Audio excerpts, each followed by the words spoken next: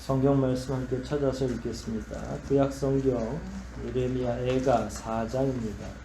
우리 한 목소리로 같이 읽겠습니다. 17절부터 22절까지 말씀을 합독합니다. 전체를 17절부터 우리 읽기를 시작하겠습니다. 우리가 헛되이 도움을 받음으로 우리 눈이 상하며 우리를 구원치 못할 나라를 바라보고 바라보았도다.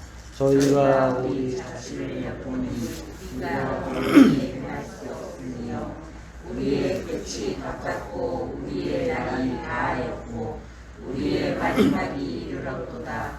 우리를 쫓는 자가 공중의 독수리보다 빠르며 산꼭대기에서도 쫓아오고 광야에서 매복하였도다.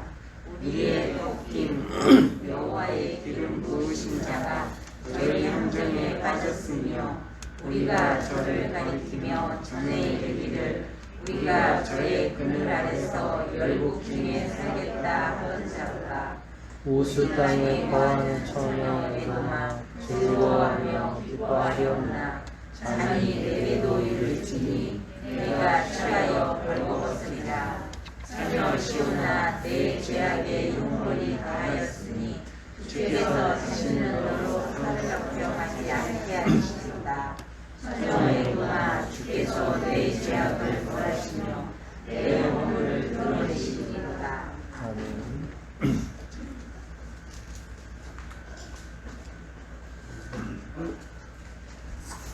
우리가 지금까지 살폈던 예레미야 예가는 예레미야와 이렇게 교차해 있어서 그 내용들을 함께 읽으시면 더욱 도움이 될 거고요. 지금까지 우리는 예레미야가 기록한 이스라엘이 멸망당해서 어느 정도로 파괴되었는지를 쭉 공부를 해왔습니다. 물론 부분 다른 내용을 조금씩 다루기는 했지만 대부분이 이스라엘이 회복되기 어려운 상황에 놓여 있다는 것을 우리에게 정확하게 알려주고 있습니다.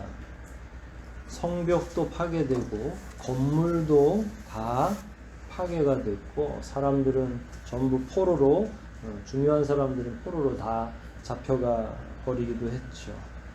근데 이 정도 파괴면 이건 이제 재건을 통해서 충분히 시간이 걸리더라도 나중에 재건이 다 가능하겠습니다. 하지만 우리가 본문에서 두세 차례 계속 공부를 했듯이 사람들의 인성이 파괴되는 것도 우리가 목격을 한 거죠.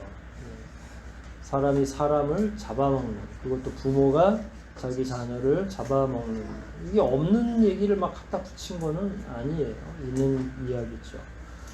사람의 인격과 인성이 파괴되면 자연스럽게 영성은 말할 것도 없겠죠. 가장 연약한 게 인간의 이 영적인 부분인 거예요. 세상에서 가장 치열한 전쟁터는 저 미국하고 아프간이 싸우는 그런 사막에 있는 전쟁터가 아니라 단 한 평도 안 되는 우리의 이 심장, 그 안에 우리의 심령이 가장 극대화되어 있는 영적인 전쟁터라고 할 수 있죠. 하루에도 12번씩 더 전쟁이 일어나죠. 이렇게 됐다 저렇게 됐다, 이거를 좋아했다 저거를 좋아했다가 사실은 우리의 영은 쉴 틈 없이 끊임없이 계속 그런 유혹 가운데서 무엇인가를 선택하기도 하고, 그런데 나쁜 선택으로 인해서 지속적으로 자기의 심령이 이렇게 앞으로 활짝 펼쳐지고 나면 그 다음에는 회복하기가 너무 어려운 거죠. 이스라엘 백성들의 그 건물이 무너진 건 나중에 다 스룹바벨이 다 데리고 오고 우리 느헤미야를 통해서 배웠잖아요. 성벽을 52일 만에.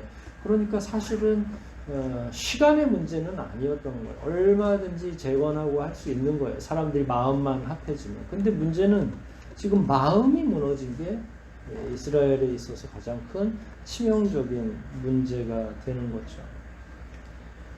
바벨론의 느부갓네살 왕은 이스라엘이 재기하지 못하도록 여러 가지 일종의 강압 통치를 하기 시작을 했죠. 가장 첫 번째로는 전쟁 끝나고 나서 왕의 자제들, 왕족의 자제들을 전부 다 포로로 잡아갔죠. 중요한 사람들, 중요한 인사들의 정말로 지혜롭고 똑똑한 자녀들도 전부 다 포로로 잡혀갔습니다. 그러니까 눈을 들어서 주변의 건물을 이렇게 보고 또 주변을 볼 때 젊은이는 거의 다 잡혀가서 하나도 없고, 그러면 10년 뒤, 20년 뒤에 그 미래가 보일까요? 안 보일까요? 전혀 암담해서 보이지 않죠. 지난주에 저 베이루트에서, 레바논의 수도 베이루트에서 폭발 사고가 일어났는데 그 영상을 이렇게 접해 보니까 가공할 만해요. 그러니까 막 공장 주변으로 수십 킬로씩 다 유리창까지 전부 깨지고, 공장 주변은 그냥 움푹 파여서 어떻게 할 수가 없을 정도로 뭔가 파괴된다는 건 그런 의미예요. 그 건물들은 현대에 지어졌기 때문에 높은 건물들이 파괴되고 흔적도 없이 다 사라져 버렸지만, 옛날에는 사실 높은 건물도 없고 그렇게 오늘날처럼 복잡한 삶을 살지는 않았으니까. 그럼에도 불구하고 초토화가 된 그 공간을 바라보는 심정은 정말로 쓸쓸하고 두렵기 그지 없었을 것입니다.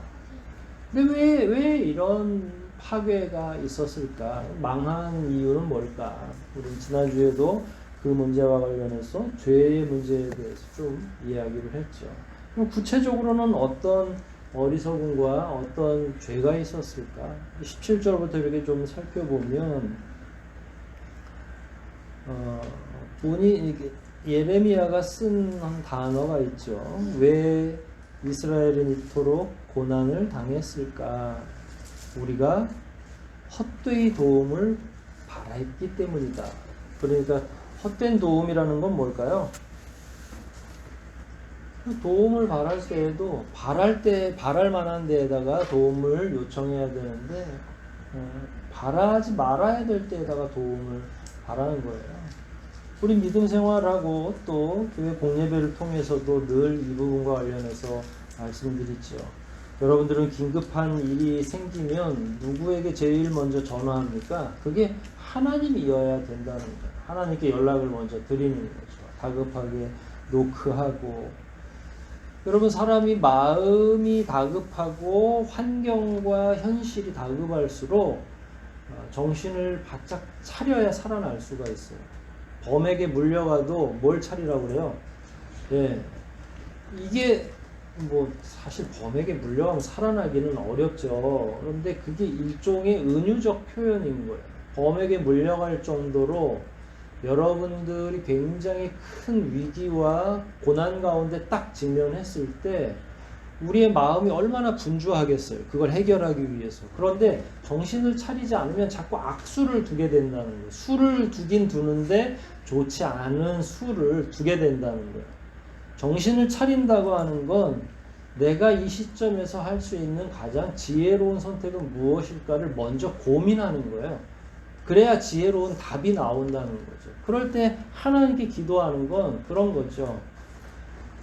어떨 때에는 우리가 무력감을 느낍니다. 하나님께 기도해도 하나님이 즉답을 안 주실 때가 있죠. 그런데 사실 저는 그런 경험을 하는데, 기도하면서 문제가 정리가 돼요. 그러니까 문제가 해결되는 건 아니고 내 머릿속에서 어떻게 해야 되는지를 하나님이 지혜로 주신다는 거예요. 하나님이 갑자기 돈이 필요하다고 돈을 던져주시지는 않지만 어떻게 하면 이 위기 가운데에 그런 문제를 해결할 수 있는지 순서를 보여주시는 거죠. 그러나 기도하지 않는 자들은 어때요? 일단 나가서 가장 유력한 사람에게 손을 벌리기 시작을 하고 하나님께는 거의 기도하지 않습니다. 이게 우리가 가지고 있는 헛된 것에 매달리는 심령을 그대로 표현해 준 거죠. 이스라엘의 죄가 아무리 크다 할지라도 만일 바벨론의 침공, 주변 나라에 끊임없이 괴롭히는 이 괴로움들, 이런 것들을 해결하기 원했다면 당연히 하나님께 기도하는 게 옳다. 그러나 이 문제를 자꾸 이스라엘에서는 어떻게 해결하려고 했습니까? 그냥 주변국의 외교적인 방식으로 해결하는 거죠. 결국은 왜 망하느냐? 죄 혹은 어리석음. 하나님을 찾지 않는 방식. 그게 이제 여기 17절의 본문으로는 헛된 도움을 기대하는 거죠. 그러면 애가를 통해서 제가 몇 번 이야기했죠. 이 관련해서는. 그럼 헛된 도움은 어디를 의미하는 겁니까? 누가 도와준다고 생각한 거예요? 예, 바벨론이 위에서 쳐들어오고 있고 평소에는 이집트가 있었어요. 이번에는 누구한테 도움을 청한 것 같아요? 예, 이집트에게 도움을 청하려고 했던 거죠. 역사적으로 609년, 그러니까 예수님 오시기 전, 우리는 BC라고 보통 표현을 하는데, 이집트에서 바로 느고가 왕이 군대를 잔뜩 이끌고 이스라엘을 치러 왔어요. 사실 이스라엘을 친다는 건, 이스라엘은 그렇게 중요한 그리고 대단한 나라는 아니에요. 근데 꼭 이스라엘을 쳐야만 하는 이유가 있어요. 거기를 쳐야 대륙으로 진출할 수 있는 거예요. 이스라엘을 쳐야 이집트를 견제할 수 있는 거예요. 그러니까 찡겨 있는 거죠. 이걸 흔히 전략적 요충지대라고 보통 오늘날에도 마찬가지죠. 그럼 여기서 아주 쉬운 퀴즈 하나를 낼 수 있죠. 대한민국은 왜 자주 침략을 받았을까요? 그냥 딱 그 문제인 거예요. 저 대륙에서 나와서 대양으로 가기 위해서는 뭐 소련이나 지금 우리 북한의 북부 쪽하고 연결하고 있는 중국 지역 이런 데서 우리 대한민국을 쓱 먹어버리면 어디로까지 나갈 수 있겠어요? 태평양으로 나가는 건 일도 아니죠. 일본까지 나가는 거죠. 일본이 대한민국을 얼른 집어삼키고 나서 무슨 전쟁을 일으켰어요? 중일 전쟁을 일으킨 거예요. 아예 대륙 본토로 들어가겠다는 생각을 한 거죠. 그러니까 어마어마한 거예요. 그러니까 이스라엘을 끊임없이 계속 괴롭히는 거죠. 이집트에서 이제 이스라엘을 함락하기 위해서 바론 느고가 올라왔는데 무기토 전쟁에서 완전히 이스라엘이 패한 거예요. 그래서 거기서 다짐을 받는 거죠. 앞으로는 1년에 감람류, 올리브유는 얼마 이상, 뭐는 얼마 이상, 여자들은 몇 명 이상 우리한테 노예로 보내줘야 돼 해서 각서를 쓰고 정리가 된 거죠. 그래서 꽤 오랫동안 공신국가의 유지를 하는 거예요. 끊임없이 계속 뭔가를 갖다 바쳐야 돼요. 안 바치면 어떻게 돼요? 그럼 또 쫓아와서 또 괴롭히는 거죠. 그런데 바벨론이 또 와서 또 찝쩍거리고 힘들게 하니까 그래도 여태까지 세금을 바쳤으니까 누구한테 도움을 요청해야 돼요? 당연히 이집트에게 요청을 해야 되죠. 이런 배경들이 그 가운데 있는 거예요. 그런데 사실은 595년쯤에 바벨론에 내전이 있었어요. 그러니까 항상 국가들 안에는 끊임없이 계속 권력 쟁취를 위해서 리더들이 싸우는 거죠. 그러니까 거기 바벨론이 속 시끄러운 일이 있으니까 이스라엘이 얕은 수를 부렸는데 무슨 수를 부렸냐면 모압이나 암몬이나 에돔, 저 위에 시돈 이런 주변에 가나안 땅 주변에 있는 여러 족속들하고 결탁을 해서 야 우리 바벨론하고 결사항전을 하자. 우리가 맨날 이렇게 때만 되면 사람들한테 저 바벨론 사람들한테 당하는 게 원통하지도 않냐? 이렇게 해서 얘기를 한 거죠. 그런데 그 과정에서 사실은 처음에는 이 선동이 먹히는가 했는데 에돔을 비롯해서 몇몇 나라들이 바벨론이 강력하게 징계하려고 쳐내려온다는 소식을 듣고 그런 결속이 다 깨져버린 거예요.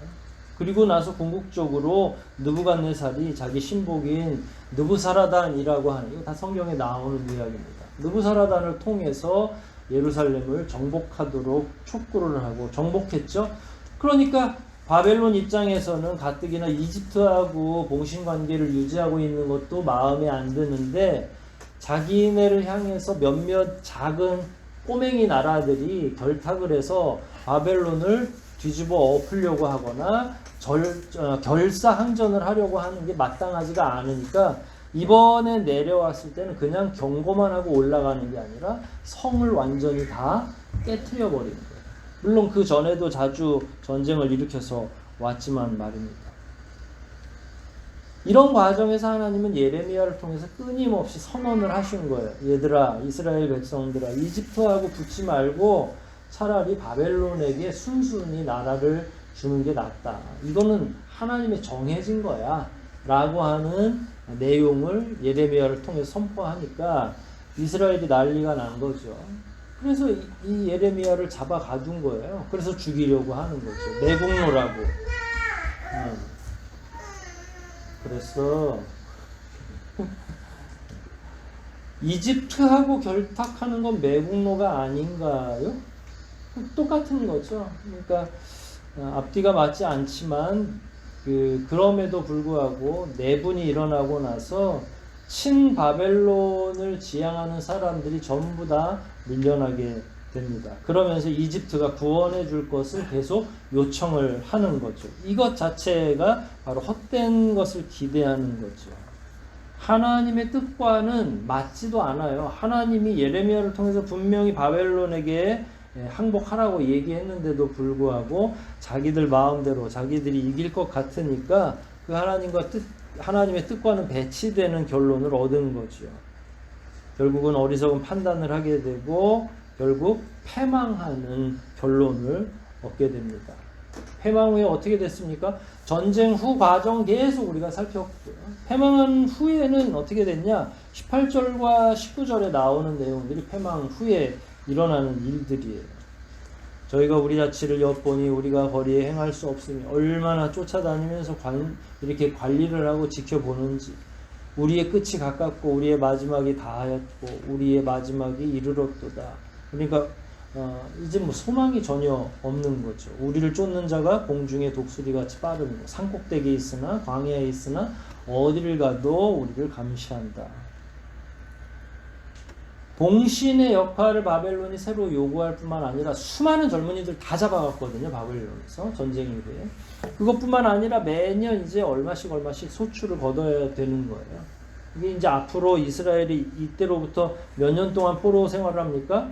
70년 동안 포로 생활을 하는 거예요. 우리나라의 딱 2배 가까이 되는 거죠. 그러니까 이게 견딜 수가 없는 거예요. 마음대로 편안하게 다닐 수도 없고. 오늘날에는 뭐 CCTV로 감시하면 되는데 그 당시에는 그냥 주둔하면서 경찰 행세를 자기들이 한 거죠. 완벽한 압제입니다. 칼 차고 돌아다니는 걸 보면 얼마나 두렵겠어요. 가끔 저희 돌아가신 아버지나 할머니도 일본 사람들이 강압 통치를 할 때에 순사들이 일부러 칼을 차고 오는데 그 칼이 발에 부딪혀서 철렁철렁 소리를 낸다는데 그 소리가 소름 끼치도록 두렵다는 거예요. 일본도가 되는 소리 자체가. 그 사람들이 오기만 해도 왜냐면 뭐라도 핑계를 잡아서 조선 사람들을 괴롭혔으니까. 그러니까 지금 경험하는 이스라엘 사람들이 경험 안에는 그런 두려움들이 다 녹아져 있는 거죠.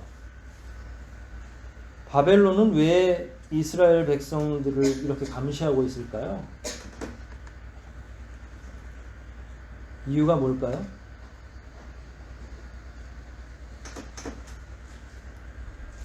다시 힘내서 싸울까봐? 젊은이들은 전부 잡아갔다고, 대부분 많이 잡아갔다고 했죠. 물론 그럴 수도 있어요. 어떻게 쿠데타를 다시 일으킬 수도 있고. 하지만 외교적으로 가장 중요한 건 아까 말씀드렸죠. 이집트가 올라오면 어떻게 되겠어요? 이스라엘이 얼른 같은 편 먹고서 바벨론까지 길을 터줄 수도 있겠죠. 또 어마어마하게 큰 전쟁이 일어나는 거예요. 그래서 19절처럼 쉬지 않고 감시하는 거죠. 마치 독수리처럼 독수리보다 빠르고 자기들을 어디 좀 소풍 좀 가려고 그러면 끊임없이 쫓아와서 못살게 굴고 산을 가면 산에 이미 도착해 있고 그 사람들이 광야에 있으면 광야까지 지속적인 감시가 있는 거예요. 도피도 불가하고 앞으로 더욱 이스라엘 백성들은 갑갑한 삶이 예견되어 있는 거죠. 불순종의 결과를 놓고 볼 때에 불순종의 결과는 이제 전쟁으로 폭발되었죠. 그런데 보통 그러면 불순종의 결과로 전쟁을 맞이했으니까 전쟁이 끝나면 불순종에 따른 징계가 끝나야 되는 거거든요. 그런데 전쟁이 끝났음에도 불구하고 바벨론에서는 끊임없이 계속 이스라엘 백성들을 눈에 넣어놓고 자기들이 관찰할 수 있는 그 관찰 반경 안에다 넣어놓고 끊임없이 계속 감시한다는 거예요. 분명히 전쟁은 끝난 지 오래되었지만 그 여파가 계속 되는 거죠. 이건 뭘 의미하냐면 불순종의 결과는 전쟁이나 혹은 우리가 당하는 그 고난 뒤에 다 끝나는 게 아니다라는 거예요. 불순종의 결과는 그럼 언제 끝납니까? 죽으면 끝나요? 아주 참담하죠. 그러면 언제 끝날까요? 만약에 죽기 전이라면 회개할 때 하나님의 진노가 가라앉을 때 그게 회개일 수도 있어요. 그게 하나님 앞에 돌아서는 것일 수도 있어요. 그러니까 이스라엘 백성들은 아직 그런 걸 이해할 수가 없는 상태죠. 어제까지만 해도 줘 맞았는데 여전히 오늘도 계속 문제예요. 바벨론 군대가 많이 철수하고 몇몇 군대가 주둔하고 있어서 훨씬 더 편안해진 것처럼 보여지지만 그들은 끊임없이 계속 이스라엘을 압제하는 수단으로, 도구로 와 있는 거예요. 그러니까 전쟁 한번 치르고 다 잡혀가고 먹을 것도 없어서 큰 곤란을 겪었으면 이 정도면 된 거 아니에요? 그러는데 아직 하나님의 진노의 때가 다 끝나지 않았어요. 하나님의 징계의 계획이 있는 거예요. 하나님은 인간과 같지 않아서 막 감정에 의해서 막 폭발적으로 사람을 체벌하고 야단치고 그리고 또 자기 분에 못 이겨가지고 뭐 그 문제가 미안해 그러고 갑자기 또 안아주고 이런 분이 아니라는 거예요. 진노하실 때부터 징계하실 때부터 이미 그 시한이 다 정리가 되어 있는 거죠. 그걸 누가 미리 알고 얘기해 줬습니까? 선지자들이 끊임없이 계속 알려주는데 말을 듣지 않는 거예요. 결국은 이스라엘 백성들이 맞이할 수 있는 결과는 이런 결과 외에는 없는 거죠. 그러니까 참담해도 너무 참담한 거예요. 빨리 끝날 줄 알았는데 이후로 70년이나 더 압제 생활을 거쳐야 돼요. 유대인들이 바벨론 강가 앞에서 모여서 노래를 불렀다고 하잖아요. 보니엠이라는 가수들이 그 노래를 부르기도 했어요. 성경 구절을 갖다가 차용해서 부르는 거죠. 우리는 언제 돌아가서 어떻게 하나님을 온전하게 예배할까? 바벨론 강가에서 우리는 시간만 나면 노래했다네. 예배할 수 있는 처소도 없으니까 강 옆에 어슬렁 거리면서 한둘 모이면 어디 출신이요? 나는 저 유대 땅 어디 동네에 누구 자손이요? 뭐 이러면서 통성명도하고 얘기도 하지만 타국에서 좋은 의미로 이민을 가도 고국에 대한 향수가 많은데 이렇게 포로로 잡혀갔으면 어땠겠어요? 그 감정이 엄청나게 가라앉아 있는 거죠. 그런데다가 비전이 보여요? 안 보여요? 비전이 없잖아요. 도저히 일어날 수 없는 상황이 된 거죠. 거기다 결정타가 20절이에요. 한번 읽어볼게요. 20절 시작.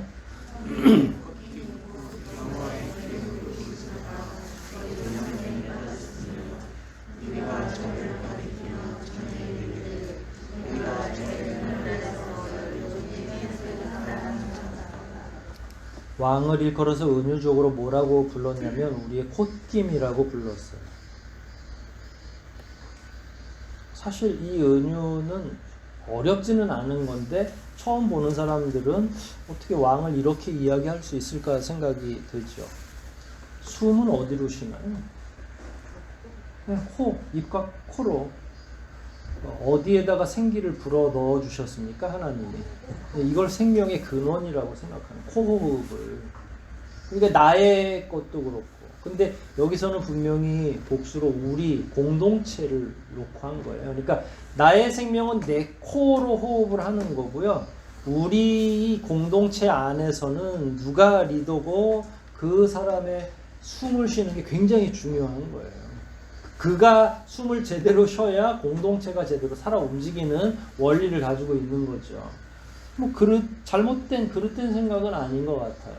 그런데 이스라엘은 누가 그 대표 권한을 가지고 있냐면 적어도 세 사람 세 부류라고 말씀드리죠. 말해보세요. 제사장, 선지자, 왕.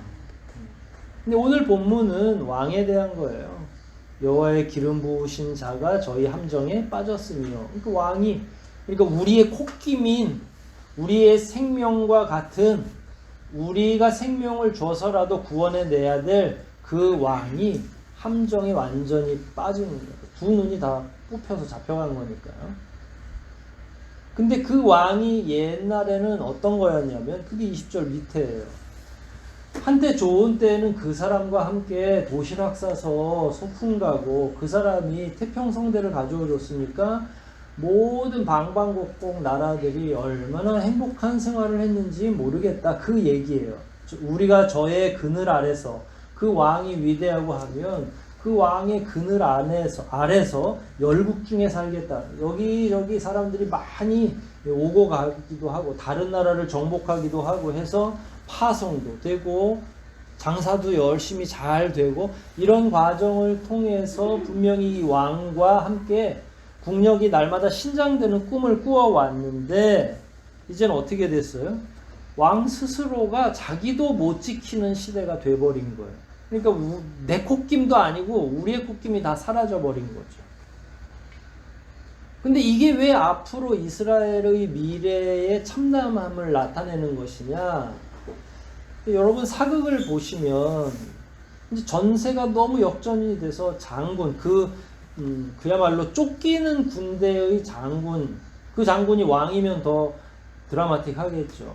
그러면 마지막에 막 함정에 빠져서 몇 명 자기 부하들만 있을 때 코앞에까지 포위를 하고 왕을 잡으려고 하면 부하들이 뭐라고 그래요? 얼른 돌아가시라고 그래요? 얼른 왕이 죽어야 속편하다고 해요? 어떻게 하죠? 우리가 이 길을 지킬 테니까 당신은 목숨을 살리시오. 근데 그건 단순한 충성심하고는 조금 거리가 먼 거예요. 물론 당연히 충성심이 있어야 되는 건데요. 왜 그렇게 하냐면 그 리더가 있어야 다음이라도 도모할 수 있는 기회가 생기는 거예요. 그게 우리의 콧김인 거죠. 무슨 말인지 아시겠죠? 그러니까 우리 입장에서는 지금 큰 문제가 일어나면 누가 살아야 돼요? 오늘날 같은 때에는 일단 나만 살면 되죠. 뭐 국가적인 미래 따위는 뭐 필요 없어요. 물론 대통령 경호실에서는 대통령을 보호하겠지만 우리는 어때요? 교회 말고 그냥 우리 각자 지역사회에서 살아갈 때 누구 목숨이 제일 중요해요? 그냥 내 목숨이죠. 나의 콧김만 중요한 거죠. 이스라엘 백성들은 여태까지 그렇게 살지 않고 기름 부음 받은 자, 하나님이 기름 부으신 자를 통해서 신정정치를, 반신정 정치를 펼쳤던 거예요. 그런데 이제 그마저도 사라지는 거예요. 그러니까 백성이 어린 청년들, 아주 장래가 촉망되는 사람들이 다 잡혀갔고 경제적인 건 이제 때에 따라서 와서 소출을 다 가져갈 거고 그러면 이제 앞으로 우리 힘을 좀 규합해서 누가 리더가 와서 좀 했으면 좋겠는데 그 리더, 그 콧김은 이제 사라진 지 오래 된 거예요. 그러면 앞으로 10년 뒤, 20년 뒤 어떻게 되겠어요? 망하는 거죠. 계속 이스라엘은. 근데 이게 놀라운 게 느헤미야가 그 역할을 한 거예요. 돌아와서는. 그러니까 지도자 한 사람이 그렇게 중요한 거죠. 사실은 예루살렘 성에 거주하던 사람은 변함이 없어요. 느헤미야가 오든 안 오든 그냥 계속 빌빌하는 사람들이나 지파별로 다 있었잖아요. 느헤미야가 백성을 이주시켜서 어마어마하게 많은 사람들을 데리고 오진 않았어요. 포로 귀환하긴 했지만 그 사람들이 성벽을 재건한 건 또 아니거든요. 무슨 말인지 아시겠죠?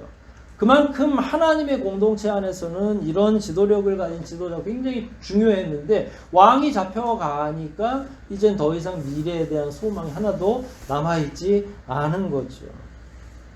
과거의 영화를 보면 열국 중에 그의 그늘 안에서 우리가 편안하게 살 수 있다 하는데 이제 결국 이스라엘은 모든 것들이 다 꺾여버린 거죠. 어떤 권세도 하나도 남아있지 않은 거예요. 희망은 없는 거죠. 그래서 쳐들어온 바벨론 사람들이 일부러 백성들 앞에서 시드기야의 눈을 다 뽑아버리는 거죠. 보는 앞에서 일부러. 그건 상징적인 행위예요. 딴 생각하지 마라. 너희 왕이 이 정도로 됐으면 너희들은 다른 영모를 꾀할 수가 없을 것이다 라는. 그게 이제 20절까지 일단락된 내용입니다. 이스라엘은 비전도 없고 소망도 없죠. 이스라엘 당할 때에 갑자기 에돔에 대한 경고가 두 구절이 등장하죠. 사적으로 보면 이게 이제 예레미야가 사적 감정을 가지고 쓰진 않았을 거 아닙니까? 하나님이 하라고 하신 거니까 이 선포를 한 거니까. 그럼에도 불구하고 에돔은 사적으로 어떤 관계에 있는지를 좀 알 필요가 있어요. 계속 이거는 반복됐던 내용이고요. 에돔은 누구의 후손이에요? 에자로 시작이 돼요. 에서. 붉은 자의 후손. 그러면 아주 거슬러 올라가면 에돔과 이스라엘은 가까운 지간이에요? 먼 지간이에요? 사실 가까운 지간이죠.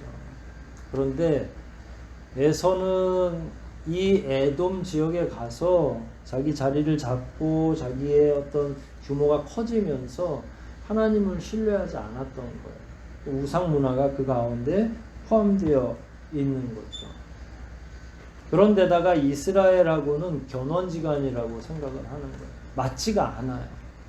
그래서 이스라엘이 끊임없이 계속 도움을 요청하지만 에돔은 번번이 도장은 찍어놓고 자꾸 딴 짓을 하는 그런 스타일인 거죠. 아까도 말씀드린 것처럼 바벨론에 같이 항거하려고 하다가 심지어 전쟁 직전에 불리하게 생겼으니까 손을 싹 뺀 거예요. 그러니까 어디만 다 집중적으로 공격을 당했겠어요? 이스라엘만 공격을 당한 거죠. 그러니까 예레미야 입장에서 혹은 이스라엘 사람들 입장에서는 바벨론은 워낙에 뭐 크고 이미 정복을 당했는데 걔네도 나쁘지만 이 상황에서 제일 얄미운 게 누구예요? 네. 말리는 시누이가 더 얄미운 상황이 된 거예요. 이게 외교 관계도 이렇게 보면 그런 재미가 있어요, 사실은. 그런데 또 더 나중에는 이제 그 마카비 혁명을 통해서 이스라엘이 로마나 저 위의 압력에서 벗어나기는 하는데 잠깐 벗어났다가 새로운 왕조가 생기는데 에돔 왕조가 유대인을 다스려요. 그러니까 전세가 완전히 역전된 거죠. 하나님을 믿는 백성이었는데 우상을 숭배하는 왕들이 이스라엘을 다스리는 거예요. 실제로. 그게 무슨 왕조예요? 그게 이둠의 왕조, 그러니까 에돔의 왕조라고 생각하시면 돼요. 에돔 왕조가 발휘되고 거기서 나온 왕들을 뭐라고 그래요? 예수님 당시에 헤롯 대왕이 바로 이 이둠의 왕조 출신인 거예요. 그러니까 역사가 굉장히 막 꼬여 있는데 왜 그렇게 꼬이냐면 하나님 말씀 안 들으니까 결국은 할례 받지 못한 자들에게 계속 압제를 당하는 거죠. 그러니까 이스라엘과 에돔 사이에는 이런 내용들이 다 숨겨져 있는 거예요. 근데 하나님의 말씀을 증거하는 자는 자기 개인의 감정에 따라서 증거할 수는 없잖아요. 그럼 여기에 나와 있는 21절과 22절은 예레미야의 감정이 아니라 하나님이 그냥 전하라고 한 거예요. 근데 뜬금없이 하나님이 결국은 에돔도 망할 것이다 라고 말하는 거죠. 한번 읽어볼까요? 21절과 22절 시작. 사랑의 영화는 처녀 에돔아 두려워하며 기뻐하려구나. 잔이 내게도 이르시니 내가 싫어하여 벌거벗으리더라. 처녀 시온아 내 죄악의 형벌이 다하였으니 주께서 다시는 너로 사로잡혀가지 않게 하시리로다. 처녀 에돔아 주께서 내 죄악을 벌하시며 내 허물을 드러내시리로다. 22절을 자세히 보면 이스라엘은 형벌이 다하였으니 주께서 다시는 너로 사로잡혀가지 않게 하리라. 이렇게 회복에 대한 이야기를 하지만 에돔에 대한 경고는 이제부터 시작인 거예요. 물론 이건 에돔뿐만 아니에요. 다른 선지서들을 보면 나머지 주변에 있는 이방 잡족들에 대한 다양한 징계, 그 결말에 대해서 끊임없이 하나님이 이야기하는 거죠. 그럼 왜 에돔은 이런 고난을 앞으로 징계가 예견되어 있을까 하는 거죠. 앞에서 우리가 잠깐 이야기했던 사적인 감정 말고 이스라엘과 그 관계에서 일어났던 나쁜 결론 말고 에돔은 하나님께서 왜 징계하셨을까라는 거죠. 일컬으면 불신이에요. 불신. 누구에 대한? 하나님에 대한 우상 숭배죠. 그래서 이건 사적인 문제가 아니라 신앙의 문제인 거죠. 근데 예레미야가 이 구절을 넣음으로 참 재미난 그 대조가 생기는데 22절에도 표현되어 있듯이 형벌이 다 끝났다. 그러니까 감옥에 갔다 와서 그 기간이 지나면 전부 다 출소하잖아요. 그러니까 그 기간이 다 끝났는데 에돔은 그렇지 않은 거예요. 요거를 재미난 표현으로 할 수 있겠죠. 하나님을 믿다가 불순종할 수 있죠. 불신하고는 달라요. 불신앙하고는. 근데 에돔은 처음부터 불신앙이었죠. 불순종과 불신앙은 어떻게 다를까요? 둘 다 하나님한테 야단을 맞는 거죠. 지금 이스라엘은 제일 먼저 들어가서 매 맞고 나왔고 그 다음에 누가 기다리고 있는 거예요? 문 앞에서? 에돔이 지금 맞아야 될 판이죠. 그럼 이스라엘과 에돔은 어떤 차이가 있어요? 네. 정확히 하나도 못 들었지만 다 맞으실 거예요. 불순종에 따르는 징계는 시한이 정해져 있어요. 불순종. 불순종은 누가 해요? 믿던 사람이 순종해야 되는데 순종하지 않는 거. 우리가 하는 건 불순종이에요. 불신앙은 아니죠. 물론 여러분 마음속에 아이고 하나님 못 믿겠어 이러면 그건 불신앙이 되는 거고요. 우리는 대부분 불순종을 하는 거죠. 하나님이 오른쪽 길로 가라고 자꾸 말씀하시는데 왼쪽으로 가는 건 그건 불신앙이라기보다는 불순종이에요. 근데 불신앙에 가까운 불순종도 있을 수 있죠. 그러나 믿는 자들은 통칭해서 그걸 뭐라고 부른다고요? 불신앙, 불순종. 근데 불순종에는 징계가 따라요. 야단 맞는 거죠. 하지만 불신앙에는 뭐가 따라요? 네, 종말이 따라요. 이게 완전히 다른 거죠. 여러분의 자녀가 잘못했을 때하고 여러분의 자녀와 같이 놀던 딴집 자식이 잘못했을 때하고 느끼는 감정이 다를 거잖아요. 그렇다고 막 징계하시면 안 돼요. 딴집 자녀 징계하면 큰일 납니다. 하나님한테도 그렇다는 거예요. 그래서 지금 당장 보면 이스라엘이 자기들을 이렇게 되돌아보면 자기들의 미래가 없는 것처럼 보여요. 왕도 잡혀갖고 젊은이들 하나도 없고 미래가 있어요? 전혀 없죠. 모든 게 다 폭파되어 있는 거예요. 파괴되어 있는 거예요. 인성까지도 다 파괴되어 있는 거죠. 그럼에도 불구하고 몇 년 있으면 되돌아올 거예요? 당시에 자기들은 모르지만 정확히 모르지만 우리는 알잖아요. 몇 년 있다 회복이 됐죠? 예, 회복이 있어요. 징계는 그래서 회복이 기다려져 있는 거예요. 그런데 불순종은 회복이 있을까요? 불순종은 징계 후에 회복 혹은 하나님 앞에 회개할 수 있는 것 이런 게 없는 거예요. 불신앙은. 근데 불순종은 가능하다는 거예요. 하나님 앞에 회개하고 회복할 수 있는 거고요. 은혜를 다시 받을 수 있는 거죠. 에돔은 그런 가운데 있는 겁니다. 자기 죄에 대해서 무지한 거예요. 죄를 알지 못하는데 뭘 회개를 하겠어요? 회개가 불가능한 거죠. 죄가 죄인 줄 모르니까 다음에 또 동일한 죄를 저지르겠죠. 그래서 반복적인 범죄가 있는 거예요. 그러면 이 사람들을 기다리는 건 뭐겠어요? 그냥 이건 사형이죠. 무기징역도 아니고 장기수로 20년도 아니고 이건 사형에 해당되는 거예요. 만약에 형량이 있다고 하면 말이에요. 영원한 생명을 잃는 거죠. 하나님 앞에서 멸망을 하는 겁니다. 하나님을 무시하고 끝내 부정한 사람들이기 때문에 이방신을 섬기고 하나님을 더 만홀히 여겼기 때문에 그들에게 주어진 미래는 진짜 없는 거죠. 참 묘하죠. 이스라엘의 미래가 암담해 보이지만 하나님의 징계가 풀리는 그 풀리는 시간만 지나면 결국은 이스라엘은 회복이 될 거예요. 불신앙은 그렇습니다. 불순종은 자꾸 헷갈리네요. 그러나 하나님을 믿지 않는 근원적인 불신앙은 회복될 수 없다. 저는 이게 우리에게 있어서는 마지막 위로와 같은 거죠. 우리의 불순종, 잠시 동안의 잘못 생각함으로 생겨난 여러 가지 불순종은 당장에 우리에게 고난을 혹은 징계로 말미암는 고통 이런 것들이 수반되죠. 하지만 다행인 것은 우리가 하나님을 아버지로 모시고 있다는 것. 하나님 아버지 앞에 회개하고 하나님 앞에 우리의 죄악을 내려놓기만 하면 하나님께서 우리를 회복시켜 주신다는 거예요. 그 징계와 노여움의 시간만 지나면 하나님은 우리를 반드시 회복시켜 주십니다. 성경에 많은 죄인들이 나옵니다. 유대인들 가운데 많은 죄인들이 있죠. 예를 들어서 삼손 같은 경우도 얼마나 허랑방탕하게 살았는지 몰라요. 하나님이 하라는 걸 일부러 안 하는 거예요.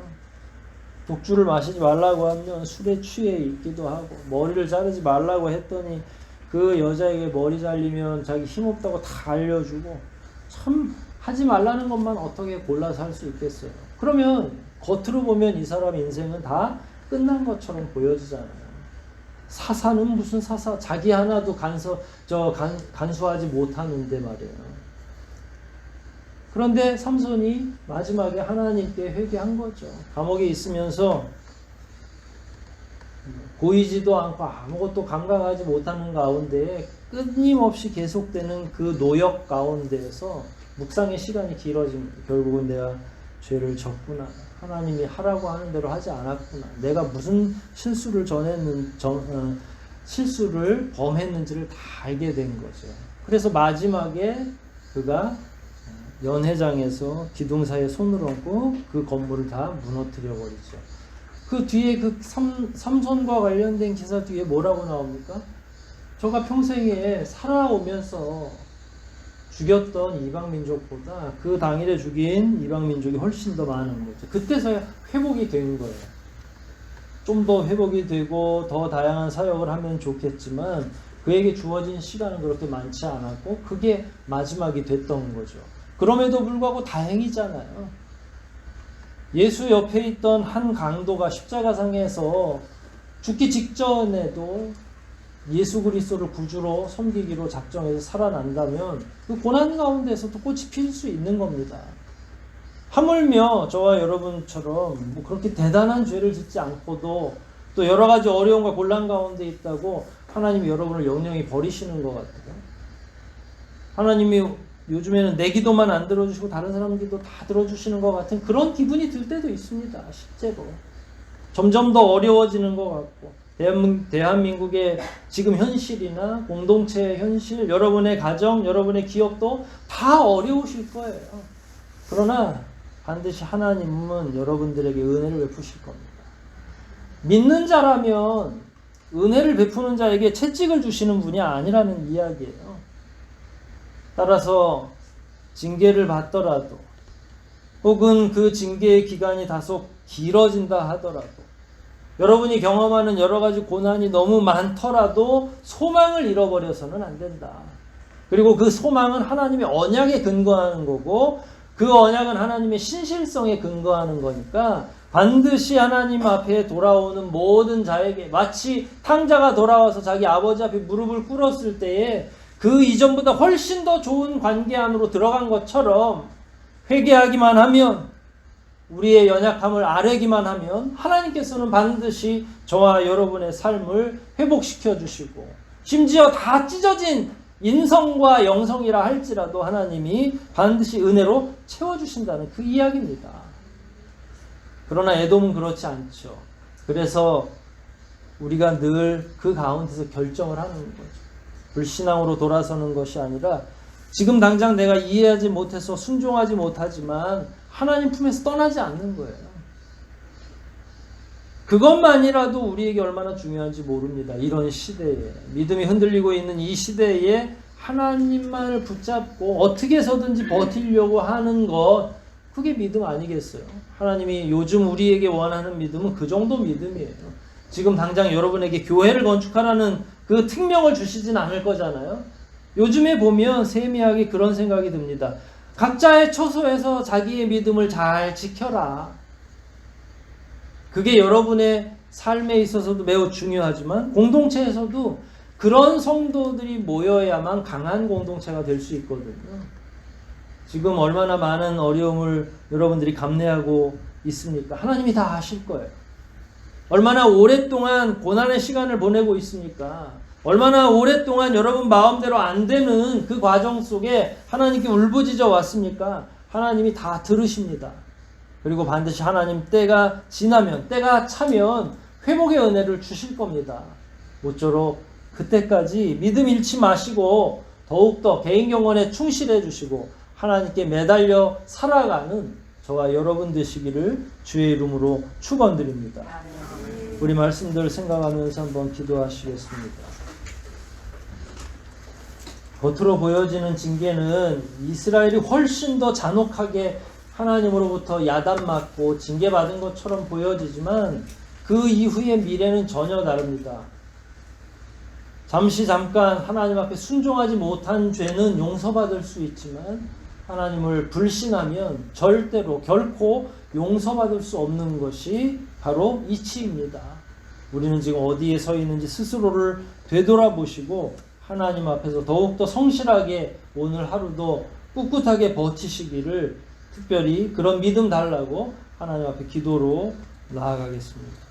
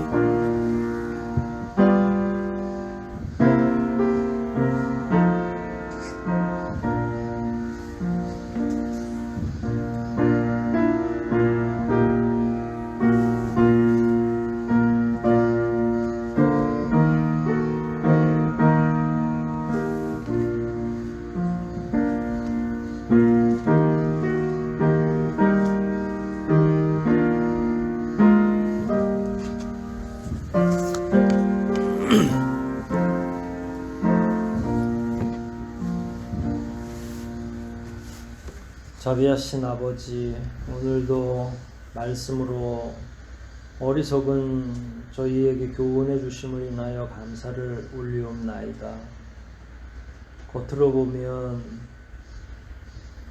그리스도인들의 삶이 더욱 많은 도전에 직면하고 더 많이 어려움을 겪는 것처럼 보이지만 그럼에도 불구하고 자비하신 아버지의 성품에 미루어 우리가 당하는 고난은 이 땅에서 족한 것임을 다시 한번 깨닫습니다.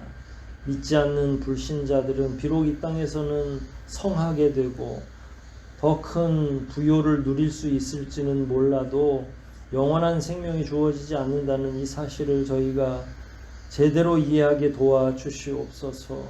진노하신 하나님의 진노가 하나님을 불신하는 그 모든 자들에게 어떤 결과를 초래할지를 저희는 상상조차 할 수 없기에 이 시간 다시 한번 주님의 자비를 구하오니 주의 자녀들을 돌보아 주시고 아직 믿음 없는 우리의 주변에 가장 사랑하는 자들을 믿음 있게 하여 주시고 저희들이 경험하고 있는 이 과정의 어려움들을 속히 덜어내고 아버지께서 우리에게 부여해 주실 더 긍정적이고 아름다운 미래가 하루속히 실현될 수 있도록 인도하여 주시옵소서. 그러기 위해서는 개인 경건이 회복되고 하나님만 신뢰하는 참된 믿음이 우리 가운데 있어져야 되는 것을 믿사오니 여기 모인 주의 모든 사랑하는 자들마다 오직 하나님을 신뢰하고 회복의 은혜를 간구하는 자들마다 놀랍도록 역사하여 주실 아버지의 그 능력을 기대하며 살아갈 수 있도록 진리로 충만케 하여 주시옵소서. 모든 것 주님께 의탁하오며 예수님의 이름으로 기도하옵나이다. 아멘.